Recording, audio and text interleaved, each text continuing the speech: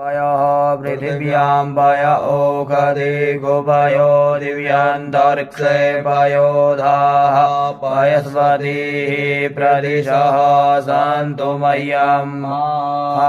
नमो देव्यै महादेव्यै शिवायै सततं नमः नमः प्रकृते भद्रायै नियतः प्रणतः स्मतां पैष्णानं समर्पयामि पैष्णानार्थे शुद्धोदकस्नानं शुद्धोदकस्नानार्थे आचमनीयं जलं समर्पयामि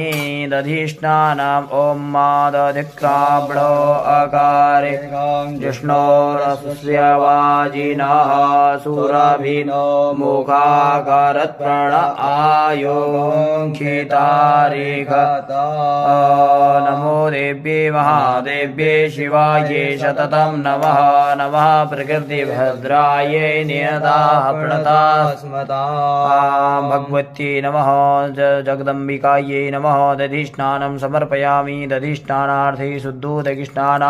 शुद्धोदकस्नानार्थे आचमनीयं जलं समर्पयामि घृतस्नानम् ॐ घृतं मिमिक्षे घृतमस्य जो निर्घृते श्रेतो घृतमस्य धाम्मा अनुक्वधमावः घृतं रेखभक्षि हव्यं भगवत्यै नमः राजराजेश्वर्यै नमः त्रिगुणात्मिकायै नमः घृतस्नानं समर्पयामि घृतस्नानार्थे शुद्धोदकस्नानार्थे पुनः आचमनीयं जलं समर्पयामि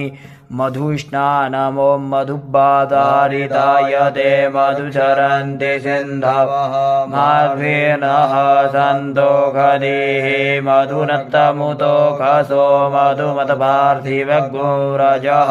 मधुद्यौरस्तु नः पिता मधुमानो वनस्पतिर्मधुमामस्तु सूर्यः माध्वीर्गावो भवन्तु नः ॐ भगवत्यै नमः राजराजेश्वर्यै नमः जगदम्बिकायै नमः मधुस्नानं समर्पयामि मधुस्नानार्थे शुद्धोदकस्नानार्थे पुनः आचमनीयं जलं समर्पयामि ततो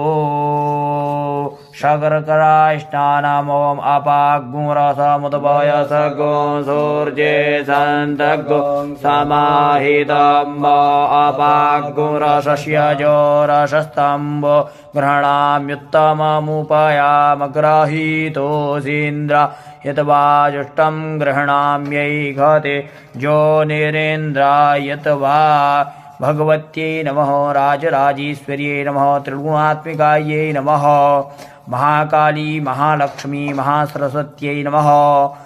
शर्करास्नानं समर्पयामि शर्करास्नानार्थे शुद्धोदकस्नानम्